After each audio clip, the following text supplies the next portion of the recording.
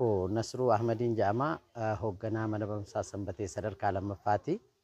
Filannoo jechaan jalqaba biyya kan nu hoogganu paartii tokko paartii isa biyyaaf hin ta'a jedhu itti murteessanii filatuudha.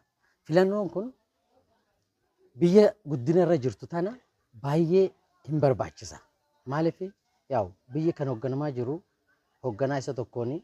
Hoogganaa san immoo filannoo isaa amma bara kana 2018 filatamu hundinuu keenya kaardii filannoo baafanneeti biyyaaf hin ta'a isa jiru nuhiif osoo hin ta'in uummataan akka dhuunfatti osoo hin ta'in biyya keenya jijjiirama jiru kana hin adeemsisa akka hin dhaabbanne hin taasisa fuulduraaf nageenyi tasgabbeessi wantoota adda addaa irratti wantoota guddina ta'an akka biyyatti waan san nuuf ta'a isa jiru filatuun akka namummatti dirqamaadha. Garuu asirratti yeroo filannu gamta namni tokko abaluu filadhaa nuun jee osoo hin tahin nuti akka namatti yaannee biyya teenya tana fuulduratti ceesisuu danda'a. Isa jedhamu filatuu qabnaa jecha. Kan ammoo jiruuf filannoo kana filatuuf jalqaba kaardii filannoo buufata filannoo gandarra jiranirra baafannee amma galmoonnee amma maajii 14dhaa dheeratee jira.